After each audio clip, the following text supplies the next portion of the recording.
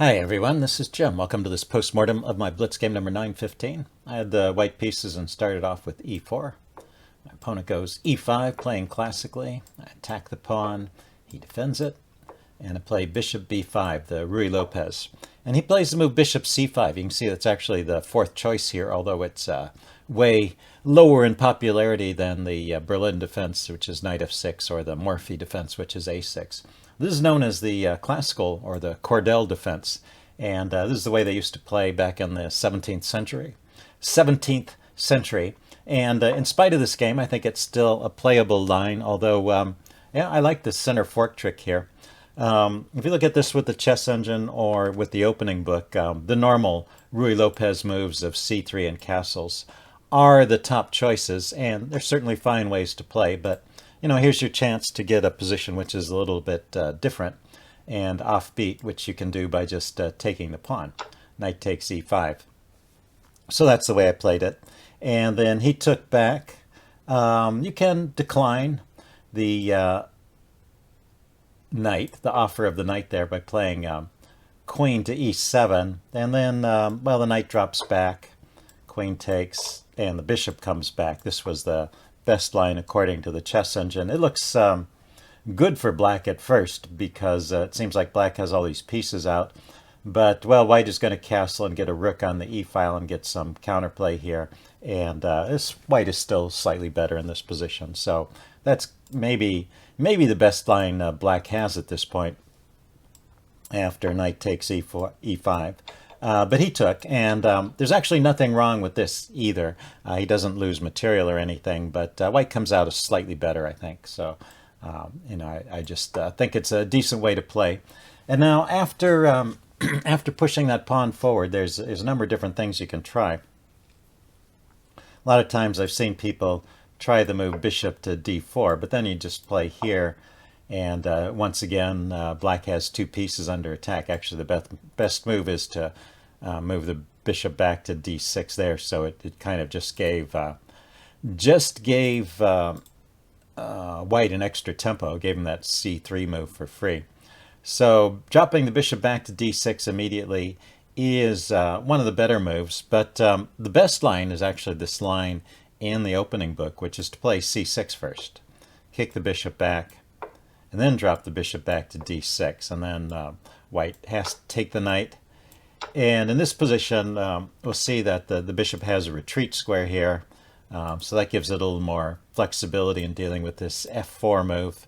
And knight to it's white's turn here. Knight d2 is the normal move, but play continues, and with the slight advantage to white, it's black is going to waste a tempo moving that bishop at some point. So white has a slight lead in development and a little better position in the center. So, you know, even with best play, this leads to a slight edge for white. My opponent played bishop d6, which is maybe the second best move here. I'm going to come back to this move bishop takes d4 in a bit, but first let's follow through this line. So he played bishop d6. Let's follow through the game. And then I took the knight. You know, I was wondering during the game if f4 could be played. It's sometimes an idea in positions like this, but I think it's not here. I checked this out, and it's just not working here. But there are cases where you can throw in a move like f4, and somehow these pieces still can't escape, so you still end up getting your piece back. But in fact, right here, the correct move is just to take, and we're just out of the book at this point. After he takes, I castle, and he could still play on here. You know, nothing terrible has really happened here. The chess engine gives this as one of the lines. It's at first it thinks this is the best line, although as you look into it deeper, it sometimes finds other things. But kick the bishop back, and then just drop this bishop back to c7. This knight could come out to one of these squares and get castled, push the d-pawn forward at some point. And it's a playable position for black, but with an edge to white. And instead he played knight f6, which blundered, as we saw in the game. And that's it's pretty much losing after that. So I wanted to go back and explore one other line, because I play a line in the Ruy Lopez that's quite similar to this in a way. When I'm black, I play the Neo-Archangelsk variation often, and that goes like this. And right here, when black played bishop c5 immediately, I played bishop c5 at a later point. So first I kick the bishop. Bishop drops back to a4. Knight to f6, attacking the pawn. White castles. b5, hitting the bishop. Bishop drops back here. And now bishop to c5. And this is a different story. So now if white tries the center fork trick, it's actually turns out to be good for black. And this is one of the key points of this line of playing for black. White can take the pawn and just take back, kick it with d4 to fork it. And now bishop takes d4 is a move here. And that's why we're going to take a look at that in the other position. I just want to point this out that in this case, this is still good for black, because after the queen takes, black can play the move d6. And this supports the knight here. The queen was attacking the knight that's under fire. And it introduces the threat of c4 followed by c5.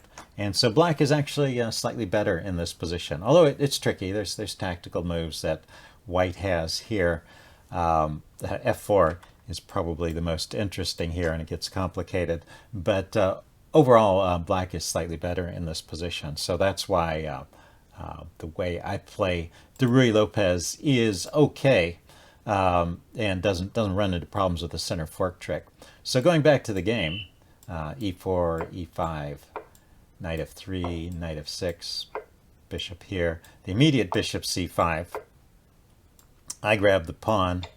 He takes back. I play the center fork trick. Now bishop takes d4 with the line that I just showed you. Is not so attractive. Queen takes, and one problem is this bishop hasn't been kicked out of the way, so that this pawn push is not possible to defend the knight. So black has to scramble to find some other way to defend the knight or move it, and so that leaves white in a good position. And the other problem is that the bishop has a decent retreat. One of the threats that black had in the other line was the bishop was kicked back to here and to here, and was in danger of getting trapped by the pawn coming forward. And that's just not happening in this position. So overall, I think that early bishop c5 move, even though it's playable, is probably just not that great. Anyway, going back to the game, here he went bishop d6. I took, he took. I castled. He played knight f6, and I played f4. And now it's just game over. There's no way for him to save the piece. It's funny, I didn't even notice when I played f4 that I was winning a piece here, but it's just such a natural move. I had, and my opponent, the previous move, he had played knight f6 in 2 seconds. I checked the clock afterwards. So, it's just a reminder to you, when you get into a position, you can blitz out the first few moves in the opening if you've got a memorized line.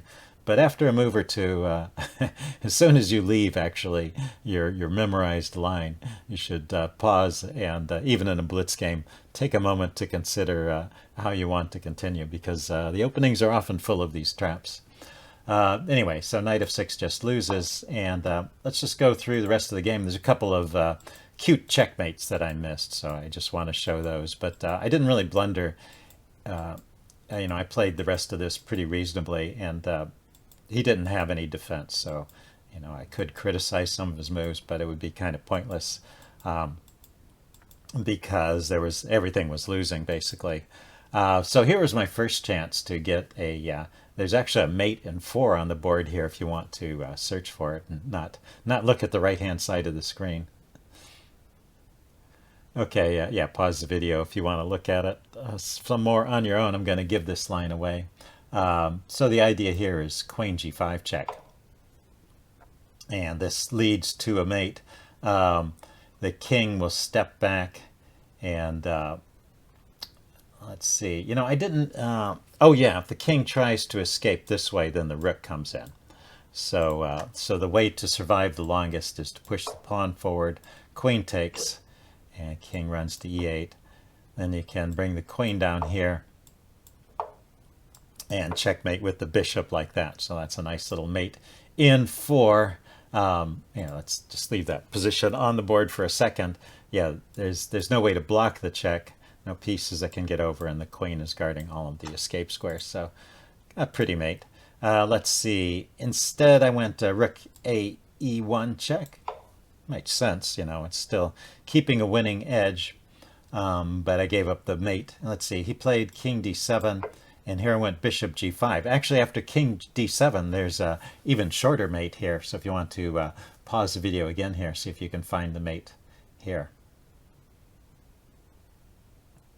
Okay, I'm going to give the answer away now. The fastest mate in this position is just rook takes f7. The king can't come forward. My pawn is guarding all of those squares. There's no blocking. Can't run to the e file. He has to just drop back along the d file. And then once again, bishop g5 is a mate. This time with the rooks. The rooks are covering the escape squares in this case, taking the place of the queen on f7 and the other mate. So anyway, a couple of pretty mates there. Anyway, I played this in the wrong order. I went bishop g5 first. And then it's just a longer game. Although I was never in any danger of losing. And after a while, he traded down to this end game, and then at this point, let's say I went g3. He had no more ideas to mate me on the back rank. His rook is kind of out of play here anyway, and I'm just going to push these pawns forward and queen. So he decided to resign at this point. Anyway, it was a fun game. Hope you guys enjoyed it, and I will see you all later. Bye.